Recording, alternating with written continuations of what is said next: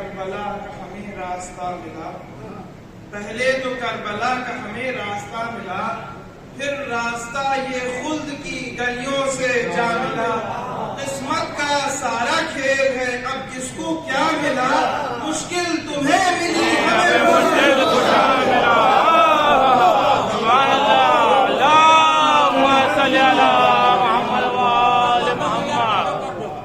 پہلے تو کربلا کا ہمیں راستہ ملا، پھر راستہ یہ خلد کی گلیوں سے جا ملا۔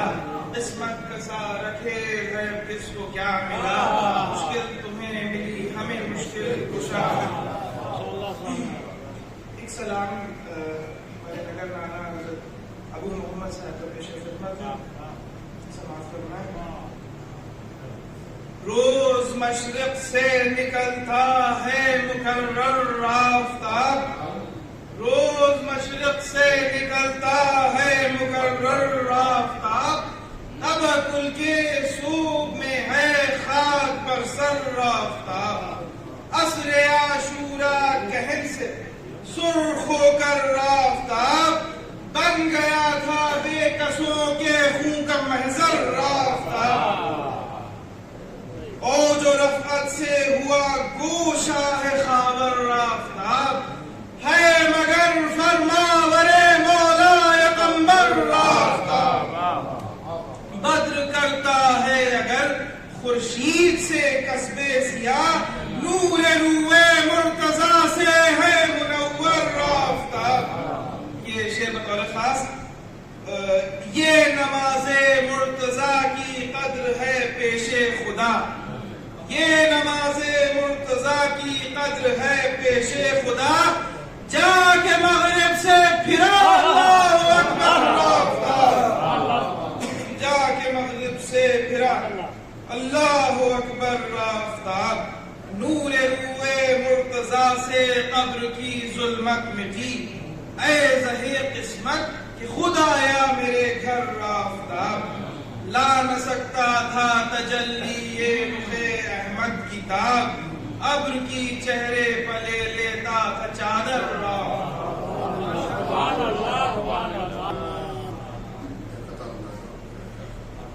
کیا تمہیں عظمت عباس کا اندازہ ہے، کیا تمہیں عظمت عباس کا اندازہ ہے، مثل حسنین بھی زہرا کا یہ شہزادہ ہے، اور شہر الطاف و کرم سب کے لیے ہے شبیر، اور عباس کسی شہر کا دروازہ ہے، اور عباس کسی شہر کا دروازہ ہے۔ اس کا مطلب کہ غم حسین کے دشمن ذلیل ہوتے ہیں۔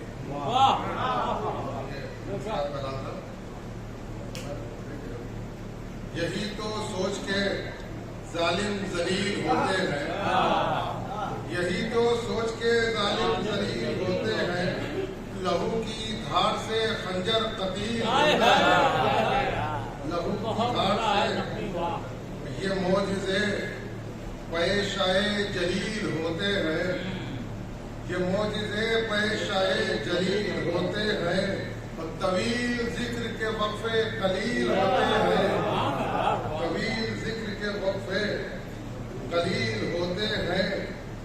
کہ نظر جب آئے حریفان نازش موسیٰ، نظر جب آئے حریفان نازش موسیٰ، ہم ان کے واسطے دریائے نیل ہوتے ہیں، ہم ان کے واسطے دریائے نیل ہوتے ہیں، اور کسی کے زخم سر حشر بنتے ہیں شاہد، کسی کے زخم سر حشر بنتے ہیں شاہد، کہیں بخون کے قطرے وکیل ہوتے ہیں، کہیں بخون کے قطرے۔ کہا یہ چاند نے تاروں سے دیکھ کر رخ جون، کہا یہ چاند نے تاروں سے دیکھ کر رخ جون، زمین کے لوگ بھی کتنے جمیل ہوتے ہیں، زمین کے لوگ بھی کتنے جمیل ہوتے ہیں۔ شعر دیکھیں کہ یہ راز بھی شب اسرا میں کھل گیا لوگوں، یہ رات بھی شب اسرا میں کھل گیا لوگوں، کہ آسمانوں پر بھی سنگ میل ہوتے ہیں، کہ آسمانوں پر بھی संगे मील होते हैं। किया है जिंदे जावेद जिक्र शैन मुझे, किया है जिंदे जावेद जिक्र शैन मुझे। ये दिन हयात के वरना कलील होते हैं, ये दिन हयात के वरना कलील होते हैं। तो बरसता है गमे शैका सहाब दुनिया में, बरसता है गमे शैका सहाब दुनिया में। तो जितने खुश्क इलाके हैं झील होते हैं, तो जितने खुश्क इलाके हैं झील होते हैं। वहीं पर उगती है तेरे तबस्सुमे असगर, वहीं पर उगती है तेरे तबस्सुमे असगर। जहाँ पे सहमे हुए जिब्राइल होते हैं, जहाँ पे सहमे हुए जिब्राइल होते हैं। तो गमे हुसैन ही ले जाएगा मुझे जन्नत, गमे हुसैन ही ले जाएगा मुझे जन्नत। निजात के लिए आंसू सबील होते हैं। शेर देखिए बस बता कि सबक ये देता है सदियों से रोज़े आशूरा, सबक ये देता है सदियों से रोज़े आशूरा कि एक दिन के भी किस्से तवील होते हैं, एक दिन के भी किस्से तवील होते हैं। और सुने हुसैन का गम और न रोए ए नरमी, सुने हुसैन का गम और न रोए ए नरमी। वकील आंखें नहीं दिल वकील होता है।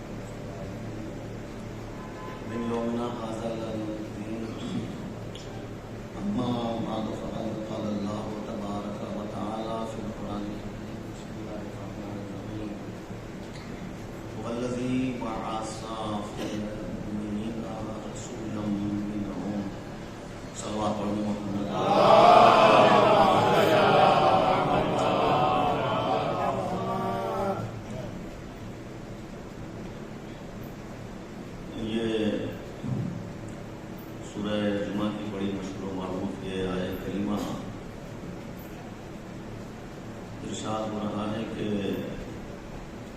वो वही है कि जिसने भेजा रसूलम मिनहुम, उन्हीं में से रसूल बनाकर।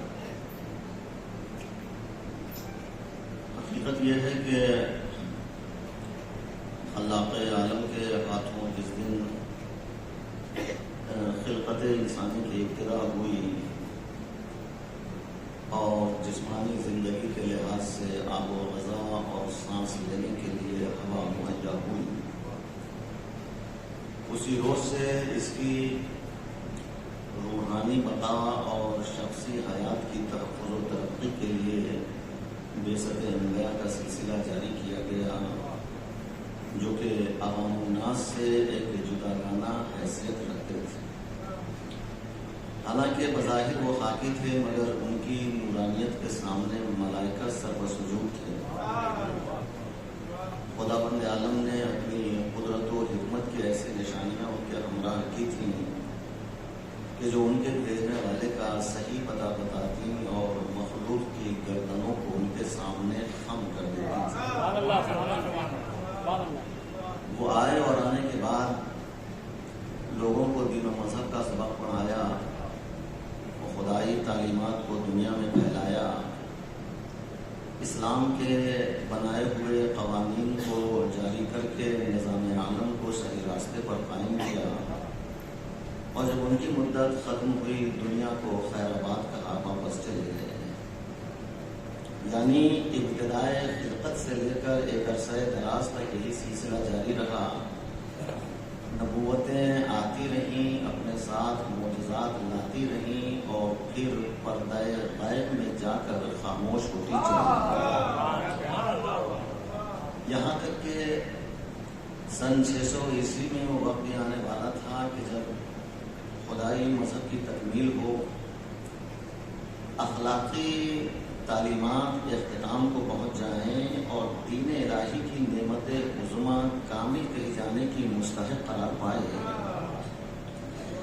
इसके लिए उफ़ुक़ अरब से पैगम्बर इस्लाम ने ज़ुहूर किया। चूँकि ज़ात पैगम्बर पर नबूवत और रिसालत का सिलसिला ख़त्म था, अंबिया इलाही की तालीम दीन इस्लाम तकमील इसी आने वाले पर मुनहसिर थी, लिहाजा ज़रूरत इस बात की थी कि जिस कदर दलाइल व मोजज़ात तस्दीक़ रिसालत में कारामत साबित हो सकते हैं, वो सब के सब ज़ात पैगम्बर में एक वक्त और एक मकाम पर जमा कर दिए जाएं, ताकि हर तरीक़े से इत्माम हुज्जत हो जाए। यही वजह है कि जितने मोजज़ात अंबिया साबिक़ीन को मुख्तलिफ ज़मानों में एक एक दो दो करके अता किए गए, वो सब के सब ज़ात पैगम्बर में एक वक्त और एक मकाम पर जमा कर दिए गए। अगर आप उन तमाम मोजज़ात से क़तई नज़र करके सिर्फ उन्हीं मोजज़ात को देखें कि जो पैगम्बर के जिस्म से मुताल्लिक़ थे, तो हमें यह कहना पड़ेगा कि खुद पैगम्बर का जिस्म मोजज़ात का एक मुजस्समा था। चुनांचे सरे अक़दस का मोजज़ा ये था कि जिस तरह हुजूर आगे देखते थे, उसी तरह पीछे भी देखते थे। कानों की ये इजाज़नुमाई थी कि जिस तरह आप आलम बेदारी में सुनते थे, उसी तरह आलम ख्वाब में भी सुना करते थे। ज़बान की इजाज़नुमाई थी कि अगर आपने किसी जानवर से पूछ लिया मैं कौन हूँ, तो फौरन कह देता था कि आप अल्लाह के रसूल हैं। उंगलियों की इजाज़नुमाई थी कि आपकी उंगलियों से पानी के चश्मे जारी हुआ करते थे।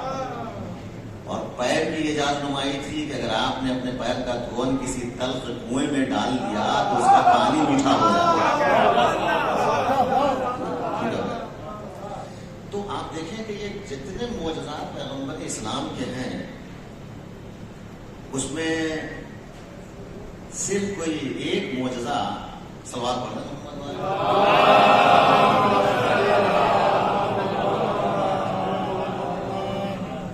कोई एक मोजज़ा पैगम्बर की तस्दीक़ रिसालत के लिए काफ़ी था। मगर नहीं, जिस तरह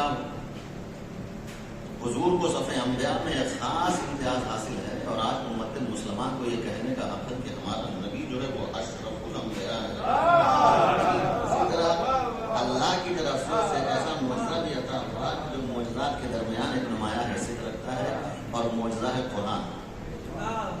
क्यों? इसलिए कि ये होता हुआ चला आ रहा है कि जब भी कोई हादी, जब भी कोई रहबर इस कायनात में आया, तो खुदाबंद आलम ने उसे ऐसे मोजज़ात व बयानात अता फरमाए कि जिसके ज़रिए उनकी नबूवत लोगों को सादिक़ होकर रही, और वही मोजज़ात व बयानात उनके गवाह सदाकत करार पाए। मगर अजीज़ो, इन मोजज़ात में ख़ास अम्र का लिहाज रखा गया اور وہ یہ کہ ان بھیجے ہوئے ہادیوں کو، ان بھیجے ہوئے رہبروں کو انہی امور میں معجزانہ طاقتیں عطا کی گئیں کہ جس میں اس زمانے کے لوگوں کو کمال حاصل ہے۔ مثال کے طور پر جناب موسیٰ نبی علیہ السلام کے زمانے میں جادوگری کا زیادہ زور و شور تھا، قدرت نے جناب موسیٰ کو ویسا ہی معجزہ دیا۔ اور جناب عیسیٰ علیہ السلام کے زمانے میں طبابت کا زیادہ زور و شور تھا، قدرت نے جناب عیسیٰ کو ویسا ہی معجزہ دیا۔ لیکن جب حضور آئے تو اس وقت ہادی اور ہدایت کو نظر انداز کر دیا گیا، شراب کے پیمانوں کو مقصد حیات سمجھا جا رہا تھا، پتھر کے صنم انسانی قسمت کے ٹھیکیدار بنائے جا رہے تھے، فصاحت کے جھوٹے خداؤں کی پرستش کی جا رہی تھی، بلاغت کا وہ زور تھا کہ خدا کی پناہ ہزار ہزار اشعار انسانی فکر و خیال میں غرق تھے، طبیعت میں بلا کی موزونیت تھی، زبان کے معاملے میں ان کا کوئی جواب نہ تھا۔ یعنی 8 سال کی عمر کا لڑکا اونٹ چراتے چراتے 100 اشعار کے قصیدے کہہ دیتا تھا۔ ادب کا ایسا سکہ چل رہا تھا کہ گھر کی لونڈیاں تک فصاحت و بلاغت کے نور سے جگمگا رہی تھی، شاعری بچے بچے کی زبان پر تھی، مرثیہ اور رزم ماں کا دودھ بن چکے تھے، مضامین کے ایسے چشمے ابل رہے تھے کہ نہ اس سے پہلے اور نہ اس کے بعد کبھی عرب کو نصیب ہوئے۔ تو اب ایسی گہوارہ یا ادب سرزمین کے باشندوں کو قائل کرنے کے لیے اور ان سے اعتراف شکست پانے کے لیے ضرورت اس بات کی تھی کہ پیغمبر کو کوئی ایسا معجزہ دیا جائے کہ جس کی نظیر رہتی دنیا تک کوئی نہ پیش کر سکے۔ مگر 40 سال کا وقفہ گزر گیا، ابھی حضور کو کوئی ایسا معجزہ عطا نہیں ہوا۔ تو عجب نہیں منشائے قدرت یہ ہو کہ دیکھو آسمان پر جب کالی گھٹا چھا جاتی ہے تب باران رحمت کا نزول ہوتا ہے، جب صبح کاذب اپنا جلوہ دکھا دیتی ہے تب صبح صادق کا ظہور ہوتا ہے، جب فرعون نے بنی اسرائیل کے معصوم بچوں کا خون پانی کی طرح بہا دیا تب امواج نیل کے گہوارے میں ایک نورانی پیکر جھولتا ہوا موسیٰ کی شکل میں اسی طرح جب عرب اپنی فصاحت و بلاغت کے گیت گانے لگے تب خداوند عالم نے پیغمبر اسلام کو قرآن جیسا معجزہ دیا، چنانچہ وہ قرآن جس میں آنے کے بعد فصحائے عرب کے دہن پر نور سکوت لگا دی، وہ قرآن جس نے وادی ضلالت میں دین و ایمان کی بارش کی، وہ قرآن جس نے صحرائے عرب کو چمنستان بنا دیا، وہ قرآن جس نے حکمت و ہدایت کے شاداب سبزہ زاروں کو باقی رکھ کر پرچم فضل و کمال لہرایا، وہ قرآن جس نے اخلاق کی زمین ہموار کر کے واض و نصیحت کے پیڑ پودے لگائے، تقویٰ و طہارت کی ڈالیوں کو معنی و بیان کے خوشبوؤں سے معطر کر کے اور رنگ برنگے پھولوں سے ایسا گلدستہ تیار کیا کہ جس میں کوئی پھول مجمل، کوئی پھول محکم، کوئی پھول متشابہ، کوئی ناسخ، کوئی منسوخ، اور اس پر لطف یہ کہ ہر پھول میں ہر قسم کی خوشبوئیں سموئی ہوئی، اگر فلسفی سونگھے تو اس کے دماغ کے لیے فرحت بخش، اگر ادیب سونگھے تو اس کا اندلیب ذوق نغمہ سرائی کرنے لگے، اگر فقیہ کا شام میں پہنچے تو وہ اپنی فکر کو میدان فقاہت میں تیز پائے، یعنی قدرت نے بیان کی آبیاری سے دماغ کے پھولوں کو معطر کر کے اور گنجینہ خیال پر اس طرح پہرے بٹھا دیے تاکہ آیتوں کے خوشنما پھولوں میں نفرت کے کانٹوں کا کہیں سے گزر نہ ہو۔ مختصر سے سورہ کوثر میں بلاغت کا ایسا دریا سمیٹ دیا کہ اگر تشنگان بلاغت قیامت تک جام پیتے ہیں جب بھی اس میں کمی واقع نہ ہو، اس لیے کہ قرآن حکمت و ہدایت کا سرچشمہ ہے، قرآن تہذیب و تمدن کا رہنما ہے، قرآن حکمت و اخلاق کا پیشوا ہے، قرآن خاتم و رسالت کا معجزہ ہے، قرآن نیک لوگوں کے لیے رحمت ہے، قرآن پرہیزگاروں کے لیے نصیحت ہے، جس نے قرآن سے شفا چاہیے خدا اسے شفا دیتا ہے، جس نے قرآن سے مدد چاہیے خدا اس کی مدد کرتا ہے، یہ صاحب لوح و قلم کا کلام ہے، مالک عرش و کرسی کی کتاب ہے، اس کے متعلق ارشاد ہوا کہ ذالک الکتاب لا ریب فیہ، یہ وہ کتاب ہے کہ جس میں کوئی شک نہیں، جس میں کوئی شبہ نہیں، جس میں کوئی ریب نہیں، جس کا نقطہ صحیح، جس کا لفظ صحیح، جس کا حرف صحیح، جس کا سکون صحیح، جس کی حرکت صحیح، جس کی حیثیت صحیح، جس کی حقیقت صحیح، جو شروع سے آخر تک صحیح ہی صحیح ہے،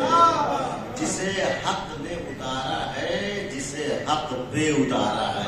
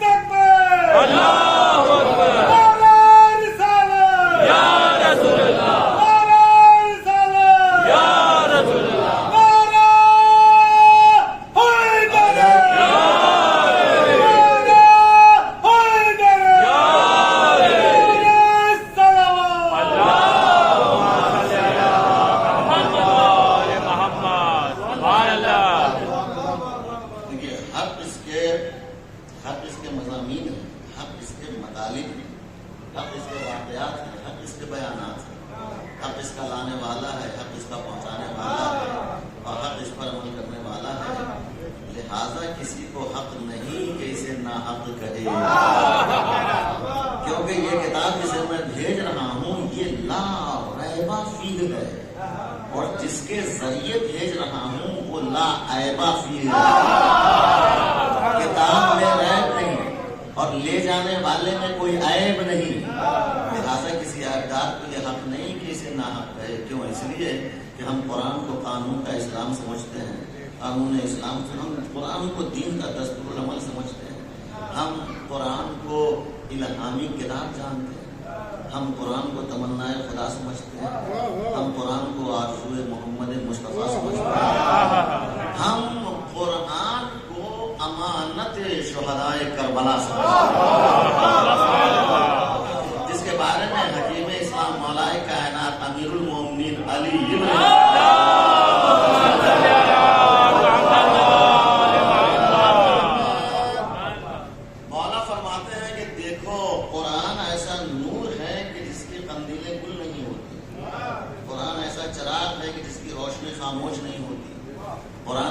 دریا ہے جس کی گہرائی تک کسی کی رسائی نہیں ہوتی، اور قرآن ایسا حق و باطل میں فیصلہ کرنے والا ہے جس کی دلیل کمزور نہیں ہوتی، قرآن سراسر شفا ہے جس کے ہوتے ہوئے روحانی بیماریوں کا کھٹکا نہیں، اور قرآن سراپا حق ہے جس کے معین و معاون بے سہارا نہیں، قرآن اسلام کا سنگ بنیاد ہے، قرآن حقی وادی کا ہموار میدان ہے، قرآن حقائق شناس کے لیے واضح نشان ہے، اور جو اس سے وابستہ ہے اس کے لیے پیغام امن و امان ہے، کیونکہ قرآن کی حقیقت نورانی ہے، اس کا محل نزول بھی ہمیشہ نورانی رہا ہے، لوح محفوظ اس کی منزل، بیت معمور اس کا محل، صدور ملائکہ اس کی جگہ، یعنی یہ وہ کتاب ہے کہ اگر گلے میں ڈال لو تو جان میں جان آ جائے، اور گھر میں رکھ لو تو حفاظت مکان ہو جائے، زبان پر آئے تو قاری قرآن ہو جائے، اور دل میں اتر جائے تو گزر و سلمان۔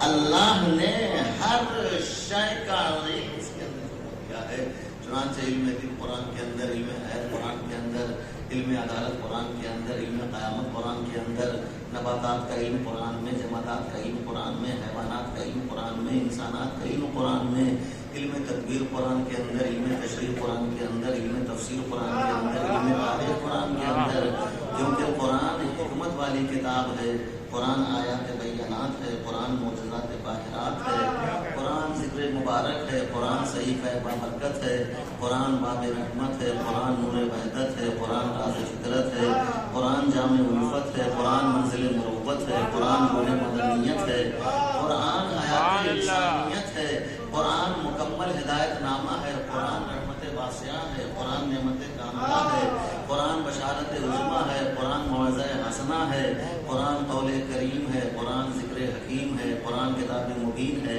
قرآن تفسیر ہے، قرآن احسن الحدیث ہے، قرآن احسن التفسیر ہے، قرآن بشیر و نذیر ہے، قرآن تبلیغ کامل، قرآن میزان حق و باطل، قرآن حقائق کا خط فاصل. مختصر یہ کہ یہ وہ کتاب ہے کہ سمٹے تو نقطہ، پھیلے تو قرآن، خاموش رہے تو حجت، بولے تو امام.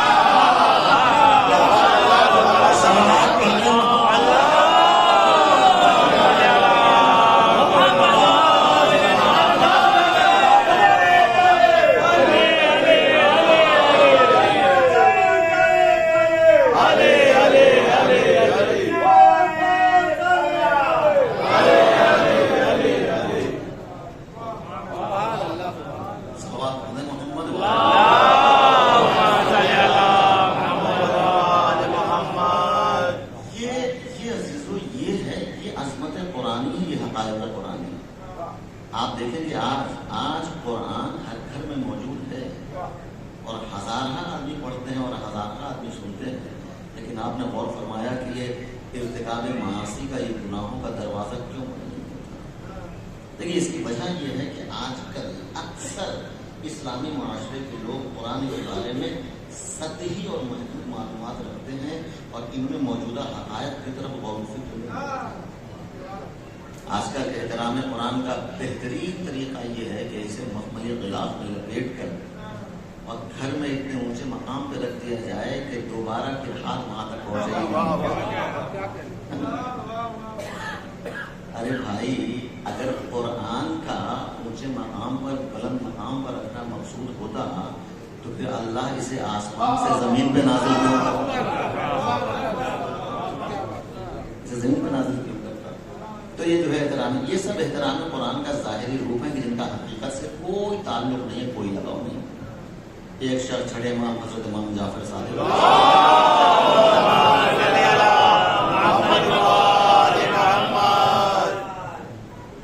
اور آ کر کہتا ہے کہ مولا آپ کے جد کی یہ حدیث ہے کہ اگر کوئی شخص سورہ الحمد کو 7 مرتبہ مردے پر پڑھ دے تو کیا بعید کہ وہ مردہ رحمت خدا کی برکت سے دوبارہ زندہ ہو.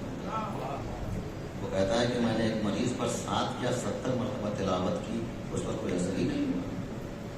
تو امام فرماتے ہیں کہ مجھے بھی وہاں تک لے جائے. امام آئے، تشریف لائے، مریض کے قریب گئے، جا کر اس کے ہاتھ کو پکڑ کے ابھی آپ نے بسم اللہ الرحمن الرحیم کی تلاوت ہی فرمائی تھی کہ وہ اٹھ کر بیٹھ جاتا ہے اور کہتا ہے میں تو بالکل اچھا ہوں. اب امام اس کی طرف مخاطب ہوئے، مخاطب ہو کر کہتے ہیں کہ اے شخص سن، میرے جد کی حدیث صحیح ہے، مگر حقیقت یہ ہے کہ تلاوت قرآن کے لیے سچا دل اور سچی زبان ہونی چاہیے. اب آیا ایک شخص مولا علی کی خدمت میں اور آ کر کہتا ہے کہ علی یہ آپ کا قرآن ہے اور اس کے چند دعوے ہیں. مولانا کا وہ کیا کہا کہ اس کا دعویٰ یہ ہے کہ وزارت دین والا سے نہیں اللہ کی کتابیں مبین، ہر خوش ہوتا ہے اس کے اندر موجود ہے کتابیں مبین.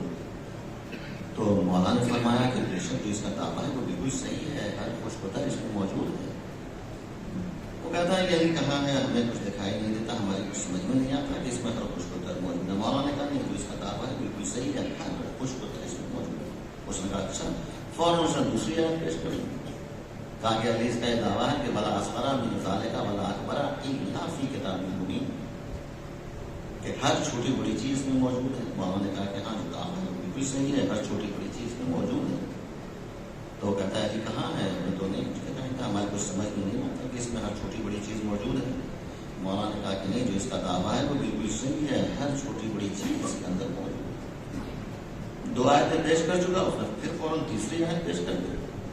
تو کہتا ہے علی اس کا یہ دعویٰ ہے کہ وما من غائبۃ فی السماء والارض الا فی کتاب مبین. اس کا یہ دعویٰ ہے کہ ہر غائب اس میں موجود ہے، چاہے وہ صبح کا غائب ہو یا شام کا، دن کا غائب ہو یا رات کا، ہر غائب اس میں موجود ہے. مولانا نے کہا کہ ہاں جو اس کا دعویٰ ہے بالکل صحیح ہے، ہر غائب اس میں موجود ہے. وہ کہتا ہے نہیں علی، ہماری نہیں کچھ سمجھ میں آتا، ہمیں کچھ دکھائی نہیں دیتا کہ غائب اس میں. امام نے فرمایا کہ نہیں، ہر غائب اس میں موجود ہے. کہا اچھا. اس نے پھر آخری اور چوتھی آیت پیش کر دی. وہ کہتا ہے علی اس کا یہ دعویٰ ہے کہ وَنَزَّلْنَا عَلَيْكَ الْكِتَابَ تِبْيَانًا لِكُلِّ شَيْءٍ، اس کے نازل کرنے والے نے اس میں ہر چیز کو تفصیل کے ساتھ بیان کر دیا، تفصیل کے ساتھ بیان کر دیا. وہ کہتا ہے کہ علی اس میں نماز کا حکم ہے، روزے کا حکم ہے، حج کا حکم ہے، نماز کا حکم ہے، لیکن ہم نماز کس طرح پڑھیں، سجدے میں کیا حالت ہونی چاہیے، رکوع میں کیا کیفیت ہونی چاہیے، یہ تمام تفصیلات اس کے اندر موجود نہیں ہیں۔ حج کا حکم ہے، میقات کیا ہے، احرام کیا ہے، یہ تمام تفصیلات اس میں موجود نہیں ہیں۔ دیکھیے عرب کا رہنے والا ہے اور اپنے غذا اپنے ساتھ رکھے ہوا ہے، یعنی کھجور اپنے ساتھ رکھے ہوا ہے۔ مولانا نے دیکھا، کہا کہ یہ کیا لے آئے، کہا کہ لیے کھجور ہے۔ مولانا نے کہا جانتا ہے اس کے اندر کیا ہے؟ وہ کہتا ہے علی اوپر کچھ مٹھاس ہے اور اس کے اندر گٹھلی ہے۔ مولانا نے کہا نہیں، اس کے اندر درخت ہے، اس کے اندر شاخیں ہیں، اس کے اندر شگوفیں ہیں، اس کے اندر پھل ہے۔ میرا مولا مزاج کو جانتا ہے، ضمیر کی آواز کو جانتا ہے، دل کی دھڑکنوں سے بات کرتا ہے۔ کہا کیا کہتا ہے قرآن کے بارے میں کہ ہر خوش کتر اس میں موجود ہمیں دکھائی نہیں دیتا، ہر غائب اس میں موجود ہماری سمجھ میں نہیں آتا۔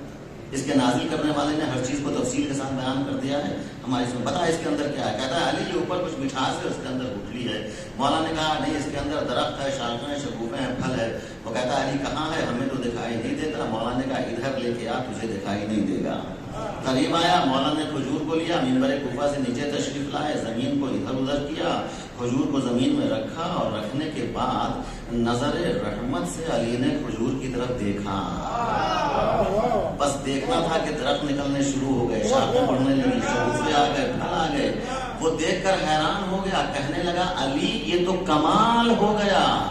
مولا نے کہا یہی تو بتانا چاہتا ہوں، یہ کھجور تھی، تیری سمجھ میں نہ آئی جب تک تراب کے حوالے نہ کر دیا نا، قرآن کی سمجھ میں نہیں آیا جب تک ابو تراب کے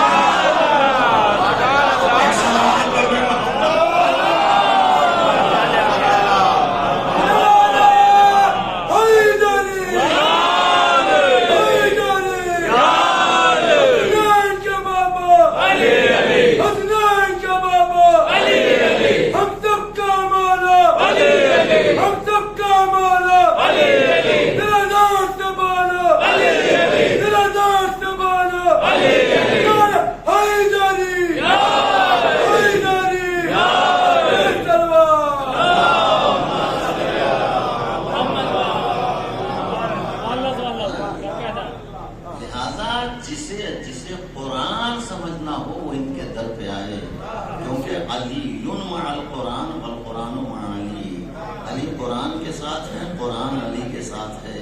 یا یوں کہہ دوں کہ مادر قرآن علی، مفسر قرآن علی، مبلغ قرآن علی، مجمع قرآن علی، جامع قرآن علی، حافظ قرآن علی، محافظ قرآن علی، یا یوں کہہ دوں کہ قرآن علی کا دوسرا نام ہے۔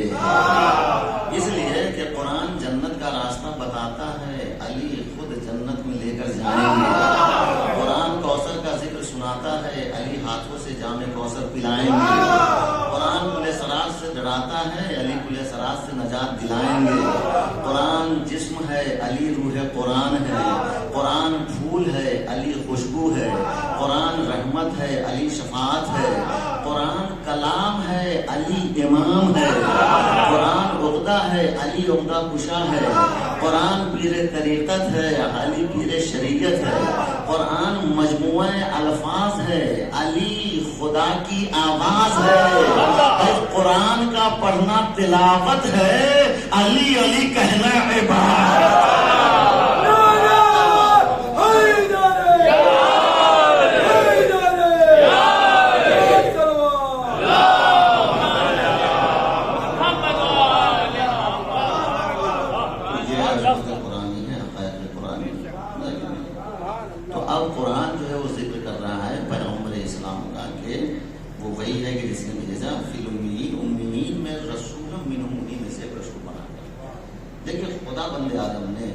قرآن میں جہاں جہاں پر تخلیق کا ذکر کیا ہے، پیدا ہونے کا ذکر کیا ہے، وہاں پر لفظ خلق کا استعمال کیا ہے۔ جیسے خلق الموت والحیات، اس نے موت اور حیات کو پیدا کیا۔ وما خلقت الجن والانس الا ليعبدون، ہم نے جنات اور انسان کو نہیں پیدا کیا مگر غرض تخلیق یہ ہے کہ وہ ہماری عبادت کرے۔ تو جہاں جہاں پر خلقت کا ذکر ہے، پیدا ہونے کا تذکرہ ہے، وہاں پر لفظ خلق کا استعمال ہوا ہے۔ پیغمبر اسلام سن 1 عام الفیل میں عرب میں مکہ پیدا ہوئے. تو اس آیت کریمہ میں کیا ہونا چاہیے کہ هو الذی خلق فی الامیین، ہے نا، وہ وہی ہے کہ جس نے امیین میں پیدا کیا، مگر نہیں خلق نہیں، هو الذی بعث فی الامیین، وہ وہی ہے کہ جس نے امیین میں بھیجا. اور دیکھیے بھیجی وہی چیز جاتی ہے کہ جس کا وجود پہلے سے ہوا. خود حضور کی یہ حدیث کہ اول ما خلق اللہ نوری، سب سے پہلے اللہ نے میرے نور کو خلق کیا. سب سے پہلے کا مطلب کیا ہے؟ یعنی کچھ بھی نہیں تھا، بلکہ لفظ کچھ کا بھی وجود نہیں تھا. کچھ نہیں، نہ زمین تھی، نہ آسمان، نہ عرش، نہ فرش، نہ چاند، نہ چمک، نہ سورج، نہ دمک، نہ ہوا، نہ آہٹ، نہ ستارے، نہ ٹمٹماہٹ، نہ جلوت، نہ خلوت، نہ صورت، نہ سیرت، نہ ہستی، نہ حرکت، نہ گورے، نہ جنت، نہ کوثر، نہ توبہ، نہ ملک، نہ صوبہ، نہ ثوابت، نہ سیارے، نہ ملائکہ، نہ فرشتے، نہ پھول، نہ کانٹے، نہ گل، نہ بوٹے، نہ شاخ، نہ کلی، نہ بلبل، نہ نغمہ سنجی، نہ سمندر، نہ طغیانی، نہ دریا، نہ روانی، نہ پیاسا، نہ پانی، نہ الفاظ، نہ معانی. یہ ہے اس وقت کی کہانی کہ جب بزم امکانی میں صرف ہو کا عالم تھا اور ہوا کا جربہ. کتنے میں ارادہ انسان نے کن تو کنزم مخفیہ کہہ کر چادر آدمی کا پردہ چاک کرتا ہے اور اس میں ایک نور روشن کرتا ہے کہ اسے محمد کے نام سے پکارا جاتا ہے.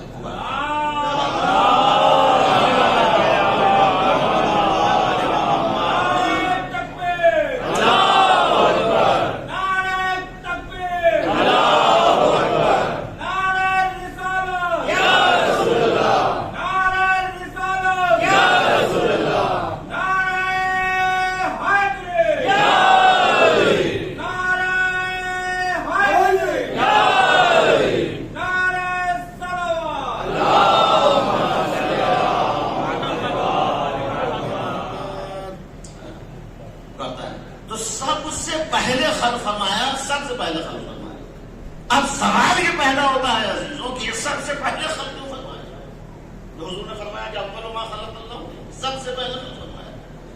تو دیکھیے ایسا ہوتا ہے کہ وہ چیزیں کہ جو پہلے سے موجود ہوتی ہیں اور وہ کہ جو بعد میں آتی ہیں، تو بعد میں آنے والی چیزوں پر احسان ہوتا ہے ان چیزوں کا کہ جو پہلے سے موجود ہے. میں مثال کے ذریعے سے واضح کرتے مثلا ایک صاحب تھے، انہوں نے وہاں پہ حج کرنے کا ارادہ کیا، مثال دے رہا ہوں، تو کم سے کم 2 سال کی مدت وہاں تک پہنچنے میں اور وہاں پہنچ کر 1 سال کی مدت مدرسہ وغیرہ کی زیارات وغیرہ یہ سب، اور 2 سال مدت وہاں سے کم 5 سال کی. مگر جب وہ جانے لگے تو انہوں نے یہ کیا کہ اپنے مکان کے سامنے آم کا ایک چھوٹا سا پودا لگایا اور لگا کر پودا لگا. 5 سال کی مدت کے بعد جب وہ واپس آئے تو انہوں نے کیا دیکھا کہ جو پودا جس کو میں لگا کر گیا تھا وہ درخت کی شکل اختیار کر چکا ہے. اور اتفاق ایسا کہ وہ آم کا زمانہ تھا، اس میں پکے پکے آم لگے ہوئے تھے. اس نے دیکھا اور دیکھنے کے بعد کہنا شروع کیا کہ اس درخت پر ہمارا احسان ہے، اگر میں اسے لگا کر نہ جاتا تو آج یہ اس قابل نہ ہوتا کہ اس میں پکے ہوئے آم نظر آتے.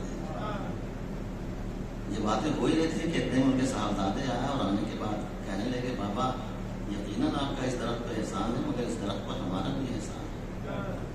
اگر میں جانوروں سے اس کی حفاظت نہ کرتا تو آج یہ اس قابل نہ ہوتا کہ اس میں پکے ہوئے آم. یہ باتیں ہو رہی تھی، زمین کب خاموش رہنے والی. اس نے کہا سلمہ تمہارا اس درخت پر احسان ہے، مگر اس درخت پر میرا بھی احسان ہے. اگر میں اپنے ذریعے سے غذا نہ پہنچا دی تو آج یہ اس قابل نہ ہوتا کہ اس میں پکے ہوئے آم. یہ گفتگو ہو رہی تھی سورج کا خاموش رہنے والا. اس نے کہا کہ زمین تمہارا اس درخت پر احسان ہے، مگر اس درخت پر میرا بھی احسان ہے. اگر میں اپنی کرنیں اس تک نہ پہنچا دے تو آج یہ اس قابل نہ ہوتا کہ اس میں پکے ہوئے آم نظر آتے. تو آپ نے دیکھا کہ ایک درخت جس کا وجود بعد میں ہو رہا ہے اور ان سب چیزوں کا وجود پہلے سے ہے، تو درخت پر باپ کا احسان، درخت پر بیٹے کا احسان، درخت پر زمین کا احسان، درخت پر سورج کا احسان. اسی لیے اللہ نے پیغمبر کو سب سے پہلے خلق فرمایا.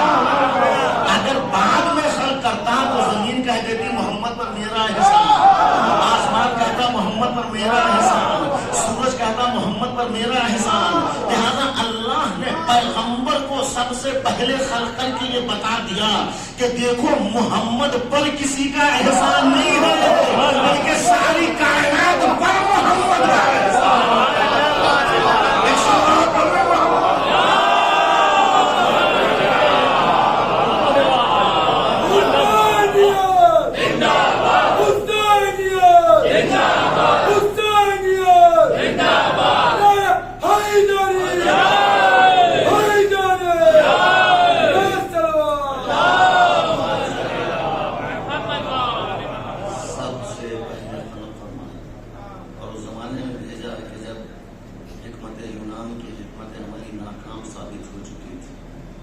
سکندر و دارا کی سہولت قصہ پارینہ بن چکی تھی.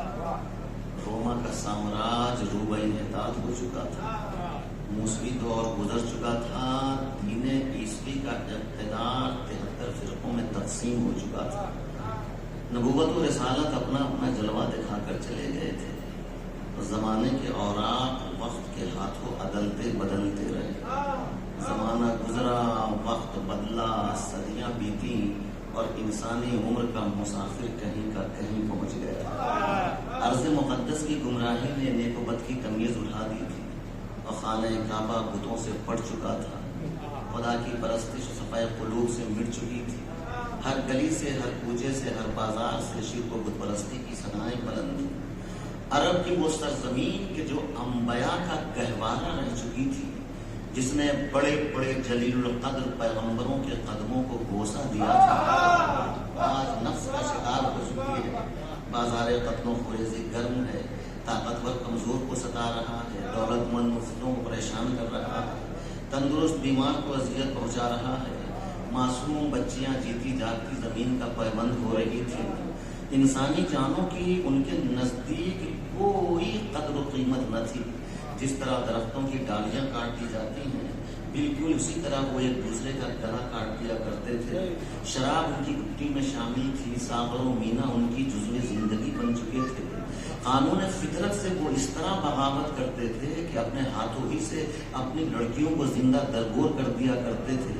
ہزاروں جانیں اسی جاہلانہ غیرت و شقاوت کی بھیڑ چڑھ گئیں. عورت ان کے پاس صرف تسکین حوث کا ذریعہ تھی. یعنی انسانیت سسک رہی تھی. آدمیت و شرافت کے تمام گوشے تاریک ہو چکے تھے. تہذیب و اخلاق کے چشمے خشک ہو چکے تھے. تمدن دم توڑ چکا تھا. بشریت اصنام پرستی کی لعنت میں گرفتار ہو چکی تھی. چاروں طرف کفر و شرک کی گھٹائیں چھائی ہوئی تھی. جبر و استبداد کا بازار گرم تھا.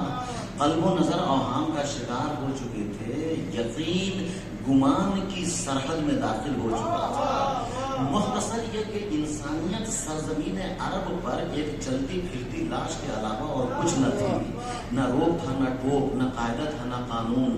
شرک و بت پرستی کا ایک سیلاب ہے کہ جو چاروں طرف سے اونگا چلا آ رہا ہے. مکاری و عیاری کی ایک گھٹا ہے کہ جو سارے عالم پر چھائی ہوئی ہے. عزیز و مظالم کی اس عالمگیر گھٹا سے جب انسانی خونوں کی دھواں دھار بارش ہونے لگی تو عرب کا ذرہ ذرہ اس میں غرق ہونے لگا. کمزور جانکنی کے عالم میں تڑپ رہا تھا. غریب افلاس کی چھاؤں میں دم توڑ رہا تھا. غلام زندگی کی آخری ہچکیاں لے رہا تھا کہ اتنے میں غریبوں، بے کسوں، مجبوروں کی خاموش آہیں جب عرش عظیم سے ٹکرائے تو خدا نے آسمان عرب پر ربیع الاول کا چاند نمودار دنیا خواب غفلت میں پڑی ہوئی تھی کہ اس مہینے کا چاند اپنے ساتھ کیا لایا ہے. یہ رات کے تارے، دن کا سورج لوگوں کو کیا پیغام دے رہے ہیں. ادھر زمین و آسمان دونوں مل کر کسی ایسے آنے والے کا نقارہ بجا رہے تھے کہ جو عرب کے ساتھ ساتھ ساری دنیا کا کایا پلٹ کر رکھ دے گا. عزیزو، 6 صدی عیسوی نے اپنی 70 منزلیں طے کر لی تھی اور 571 عیسوی کا موسم بہار شروع ہو چکا تھا اور 17 ربیع الاول کی چاندنی سرزمین عرب پر پھیل چکی تھی. خانہ کعبہ کی دیواریں دعائے ابراہیمی کا انتظار کر رہی تھی. شرک و بت پرستی کے بے جان بت باد صداقت کے تیز و تند جھونکوں سے لرز رہے تھے. کہ اتنے میں وہ نور کے جس کو اللہ نے سب سے پہلے خلق فرمایا تھا اب اس کے زمین پر آنے کی تیاریاں ہونے لگی. احسن الخالقین نے اپنے ہاتھوں سے اس نور کو دنیاوی قانون کا لباس پہنانا شروع کیا. سر پر هو الذی بعث فی الامیین کا تاج رکھا, دوش پر یتلو علیہم آیاتہ کی رضا اڑائی, فرشتوں نے تزکیہ نفس کا سب باندھ کر قصیدہ پڑھا, اور اب یہ نور عشرت قضائے ازل سے ہوتا ہوا عرش و کرسی کے سیر کرتا ہوا اصلاب طیبہ سے ہوتا ہوا آغوش آمنہ میں آیا. اور اس طرح آیا کہ قصر شاہی کے در ہلے, ایوان کسرا کے کنگورے گرے, فارس کے آتش کدے بجھے, خانہ کعبہ کے بت جھکے, لا الہ الا اللہ کی ثنائیں گونجی. عرش والوں نے کہا فرش کا مگی آیا, فرشتوں نے کہا نور اولی آیا, اسلام پکارا شہنشاہ دین آیا, انبیاء پکارے خاتم النبیین آیا, گنہگاروں نے کہا شفیع المذنبین آیا, کافروں نے کہا صادق و امین آیا, اور آخر میں رب العالمین نے آواز دی کہ رحمت للعالمین.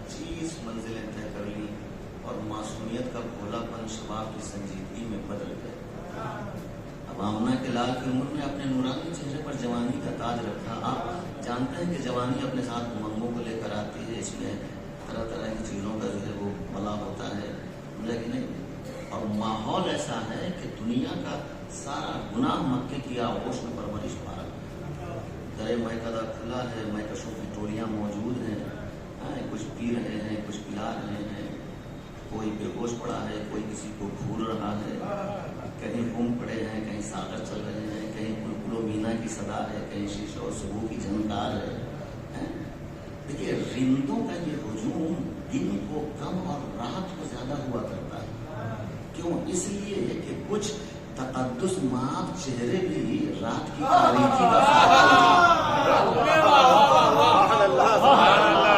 وہ آ جاتے ہیں.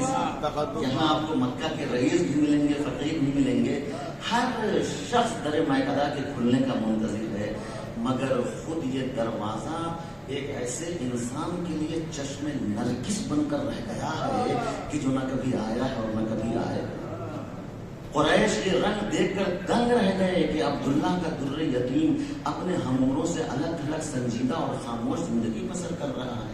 یہ شرابیوں کے درمیان رہ کر شراب کی طرف دیکھتا نہیں, سودی ماحول میں رہ کر نہ سود لیتا ہے نہ سود دیتا ہے. جہاں قتل و خریزی عام ہے وہاں آج تک کسی نے ان کی آستین زندگی پر خون کی ایک چھینٹ تک نہ دیکھی. جہاں فحاشی و بدعنوانی عام ہے وہاں آج تک کسی نے ان کی نظر پر تہمت نہ لگائی. گویا یہ شخص گھٹا ٹوپ اندھیرے میں ایک روشن چراغ ہے, پتھروں کے ڈھیر میں ایک چمکتا ہوا ہیرا ہے. سب نے مل کر پیغمبر کو صادق و امین کہا, صادق و امین کہا. یعنی اس سراپا معصیت ماحول میں کہ جہاں قدم قدم پر فتنوں کا ہجوم ہو, برائیوں کا جھمگھٹا ہو, حسینوں کی تانا جھانکی ہو, حسن و عشق کی کھاتے ہوں, کے پھندے ہوں, ایسے ماحول میں جہاں سب چور اچکے بدماش لچے لفنگے لٹیرے آوارہ بےہودہ ہوں, ایسے ماحول میں امین و صادق کا لقب پانا یہ خود حضور کی شرافت نفس کا سب سے بڑا ثبوت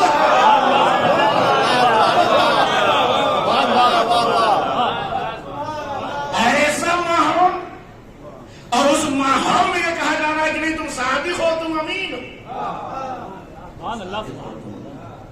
صادق و امین کا لقب حضور کو ایسے ماحول میں ملا. اور پھر یہ سلسلہ آگے بڑھا اور وہ منزل آئی ہے، اور آنے کے بعد جب یہ حکم ہوا پیغمبر اسلام کو کہ اب آپ نے قریبی رشتہ داروں کو ڈرائیں، اور یہاں سے معاملہ یہ ہوا کہ سلسلہ شروع ہو، مولا کائنات نے نصرت کا وعدہ کیا، اور نصرت کا وعدہ کرنے کے بعد حقیقت یہی ہے کہ اگر آپ تھوڑی دیر کے بھی اگر اسلام سے مولا کائنات کے نام کو ہٹا لیں تو اسلام کی تاریخ میں بالکل ناقص ادھوری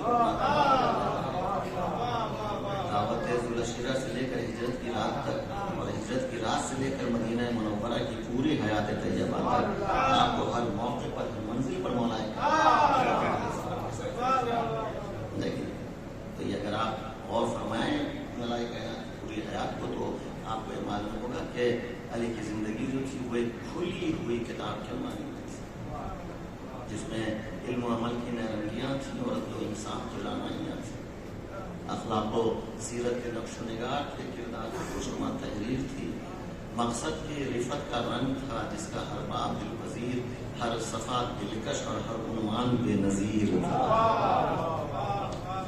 علی کی زندگی نیک لوگوں کے لیے رحمت تھی، پرہیزگاروں کے لیے نصیحت تھی، اور بیماروں کے لیے شفا اور ہلاک ہونے والوں کے لیے ذریعہ نجات تھی۔ یہ وہ زندگی تھی کہ جو دشمنوں کے لیے صلح و عاشقی کا آئینہ، اپنوں کے لیے معرفت الہی کا خزانہ، سرکشوں کے لیے عصائے موسیٰ اور غمزدوں کے لیے مرہم عیسیٰ تھی۔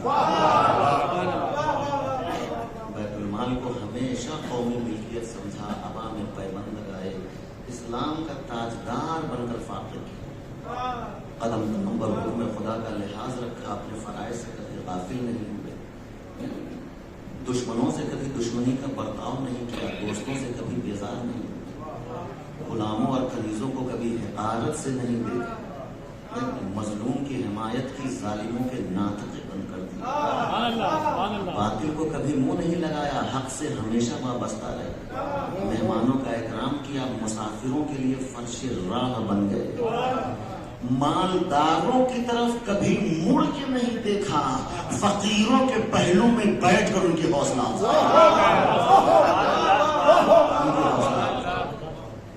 محنت و مشقت سے رفع فراہم کیا، حرص و طمع سے ہمیشہ دور رہے۔ یعنی اس کے مختصر جملوں نے جو ہے دنیا کے تمام مشکل مسائل کو حل کر دیا، جس کے خطبوں نے دنیا عقل و شعور کو محو حیرت کر دیا، جس کی دیانت نے بیت المال کے تیل سے جلتے ہوئے چراغ کو بجھا کر دنیا امانت میں اجالا کر دیا، جس کی محنت نے یہودیوں کے باغات میں سینچائی کر کے محنت و مشقت کو اتنا سر بلند کر دیا کہ آج بھی باغوں میں درختوں کا سر فخر سے اونچا ہے، جس کا آغاز حیات اللہ کے گھر سے اور اختتام اللہ کے گھر میں، یعنی کعبے اور مسجد کے درمیان گزرنے والی حیات اتنی کامیاب و کامران، فزت برب الکعبہ، رب کعبہ کی قسم میں کامیاب۔ یہ کون کہہ سکتا ہے؟ یہ وہی کہہ سکتا ہے کہ جس کے پہلو سے علم و حکمت کے دریا بہ رہے تھے، جس کے چہرے سے ربانی جلال ٹپک رہا تھا، جس کی ہر ادا توحید کا سبب دے رہا تھا، جس کی زندگی کا ہر لمحہ اور جس کے لہو کا ہر قطرہ بقائے اسلام کا ذکر تھا۔ مولا نے جب ابن ملجم ملعون کی تلوار مولا کے ساتھ قاتل پکڑا گیا، گرفتار ہو کر کے سامنے لایا گیا۔ اب آپ یہ بتائیں کہ یہاں پر جذبات کا تقاضا کیا کہتا ہے؟ جذبات کا تقاضا یہ ہے کہ دشمن کے ساتھ سخت سے سخت سلوک کیا جائے، جذبات ہی تو کہتے ہیں نا۔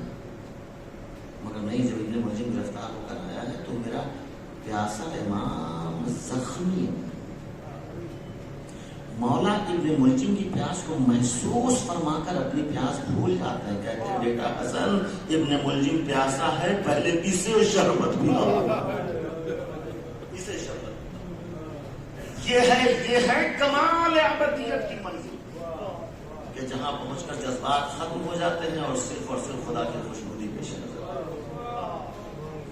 یہی سیرت حسین میں نظر آئی کہ جب بھول میں آ کر کہا کہ آقا پیاس سے لشکر جاں بلند،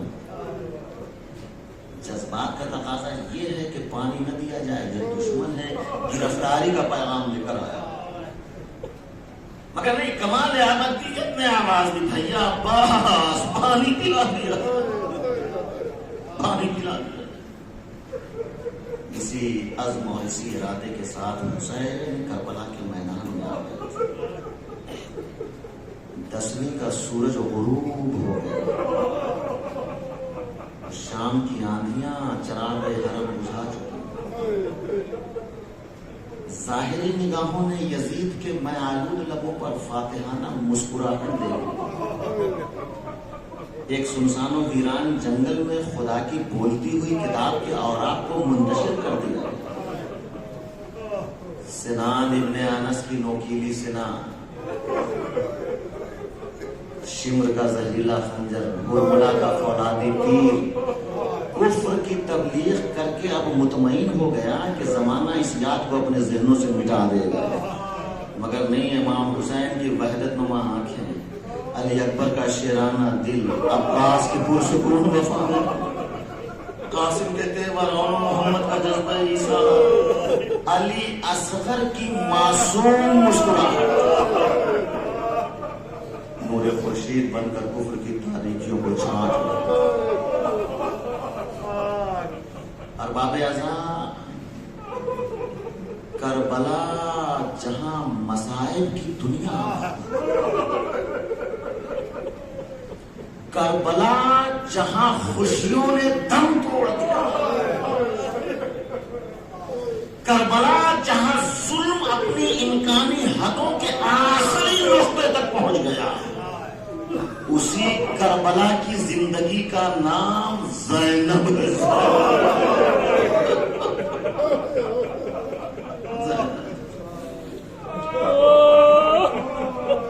یزیدیوں نے اپنے ظلم سے کربلا کو مقتل بنا دیا، شہزادی زینب نے نئے عزم و ارادے کے ساتھ رزم کو بزم میں تبدیل کر کے زخمی کربلا کو ہر زخم کا مرہم بنا دیا۔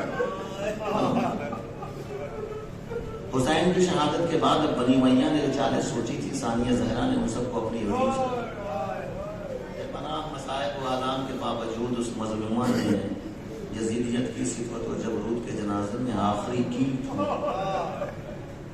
کم سے کم 40,000 فوجوں کے بلبوتے پر ایک معصوم خدا رسیدہ کا سر کٹوا کر نو کے نیزے پر بلند کرنا آسان تھا، مگر زینب کے سر سے چادر چھینا،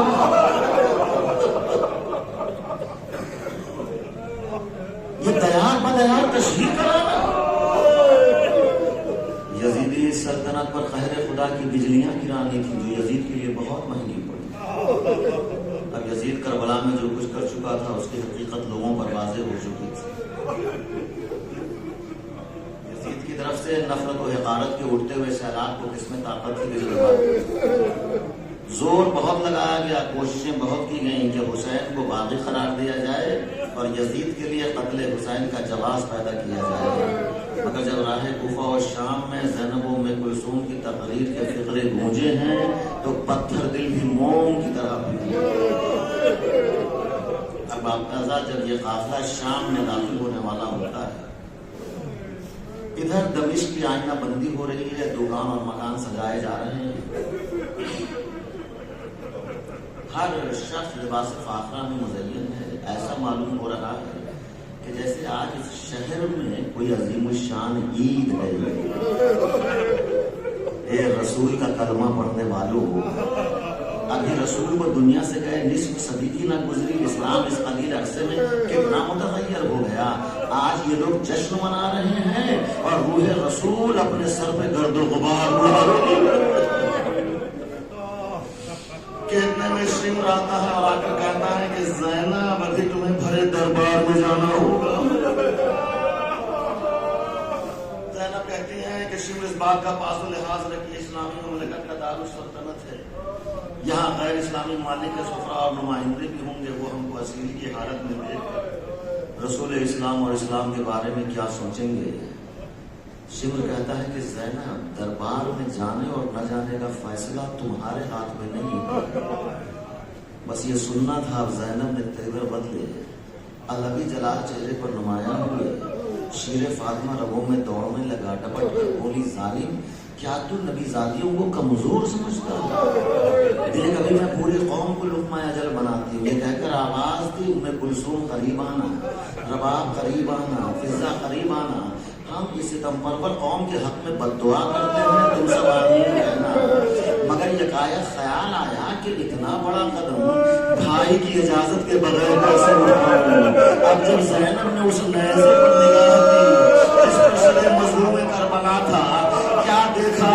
بھائی کی آنکھوں سے زاروں آنسو بہ رہے ہیں۔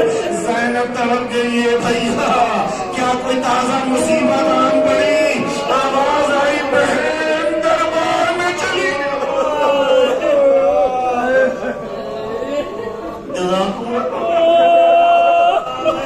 دربار میں چلی زینب دربار میں خوشی کا بازار تماشائیوں کی زبان سے یہ فکر سنے کہ ہمارے حاکم کے خلاف کسی نے خروج کیا، انہیں کے سروں کو کاٹا گیا ہے، انہیں قیدی بنایا گیا ہے۔ جب زینب نے یزیدی پروپیگنڈے کے اثرات دیکھے تو اب وہ بی بی جو کبھی کسی مجمع میں نہیں بولی تھی، ایک انوکھی اور نرالی شان کے ساتھ لوگوں کو مخاطب کیا، اے لوگوں جسے تم باقی کہہ رہے ہو وہ کوئی اور نہیں، تمہارے نبی کا نواسا، علی کا لاڈلا، فاطمہ کا لقب، حسن کا بھائی، اسلام کا محسن، جسے کربلا میں گھیر کر لایا گیا، جسے 3 دن کا بھوکا اور پیاسا ذبح کر دیا گیا۔ اس کے بعد زینب نے اپنا تعارف کرایا کہ میں اسی مظلوم و بے کس کی بہن ہوں کہ جس کی ماں کا جنازہ تاریخی آج زینب تحفظ اسلام کی خاطر تجھ سے ہم کلام۔ بے حیا یزیدیوں نے ماجائے کا خون بہا کر بہن کو بے پردہ غم زدہ دل کے دکھے ہوئے جملوں نے ایک حیرت انگیز اثر پیدا کیا۔ ہنسی و خوشی کے بازار آہو فغاں سے گونجنے لگے۔ ایک نابینا صحابی بول اٹھا، ارے کیا قیامت آ گئی، یہ تو علی ہی بول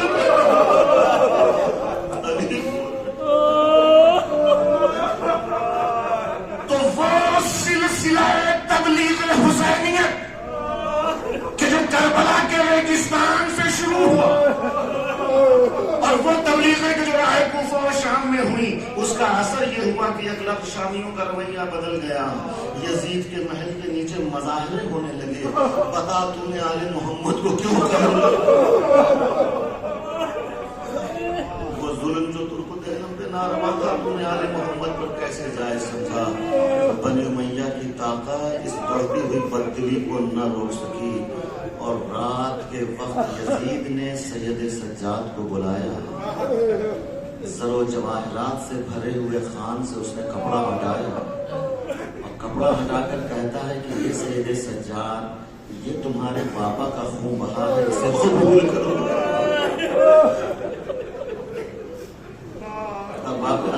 بیمار کربلا عجب جملہ فرماتے ہیں کہ یزید اس کا اصل وارث رسول ہے کہ جس نے حسین کو بڑی محنت سے محشر کا انتظار کر رہی رسول کو دیکھا، حداد کو بلایا گیا، ہاتھوں کی ہتھکڑیاں کاٹ دی گئی، پیروں کی بیڑیاں جدا کر دی گئی، آئے بھی اماں یزید نے رہا کر دیا۔ دنیا کے قیدی جب رہا ہوتے ہیں تو انہیں بڑی خوشی ہوتی ہے، مگر اہل بیت کی رہائی نے غموں میں اضافہ کر دیا۔ بیٹا اس سے کہو ایک مکان خالی کر دے، ابھی ہم کربلا کے شہیدوں کا ماتم نہ کریں۔ مکان خالی ہوا، کربلا کے شہیدوں کا ماتم ہو رہا ہے۔ اے حسینیوں، حسینیت کی اس سے بڑی فتح اور کیا ہو سکتی ہے کہ جس دربار سے کل قتل حسین کا حکم جاری ہوا تھا، آج اسی دربار سے ہائے حسین کی آواز آ رہی ہے۔ اہل بیت کو رہا کر دیے گئے، پیغمبر اسلام زندہ حضور زندہ ہیں۔ جناب جابر کے گھر تشریف لائے، دف الباب کیا، جابر کو لیا، مسجد میں آئے۔ آنے کے بعد پیغمبر کہتے ہیں کہ جابر ہماری کچھ وصیتیں ہیں، اسے تم سن لو۔ جابر تم پہلے ظاہر ہو گئے جو قبر سید الشہداء کی زیارت کرو۔ جابر اس وقت تمہارے آنکھوں کی بینائی روشنی ختم ہو چکی ہوگی، تم چہلم کے دن کربلا پہنچ جانا، وہاں ایک قافلہ آئے گا، اس میں میرا نواسا عابد بیمار ہوگا، تم اس کی خدمت میں میرا سلام پہنچا دینا، میرا سلام پہنچا دینا۔ جناب جابر نے غلام کو لیا، چہلم کے دن کربلا آ گئے، نہر فرات میں جابر نے غسل کیا، غسل سے فارغ ہوئے، غلام سے کہا غلام مجھے قبر حسین پہ لے چلو، مجھے قبر حسین پہ لے چلو۔ غلام نے کہا آقا مجھے نہیں معلوم حسین کی قبر کون سی، حسین کی قبر کون سی۔ اتنے میں جابر کہتے ہیں غلام اس میں گھبرانے کی کوئی بات نہیں ہے، میں نے حسین کو اپنی آغوش میں کھلایا،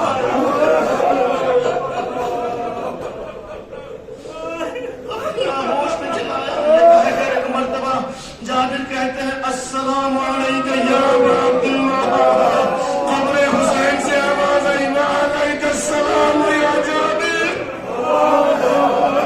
جابر تم پر میرا سلام۔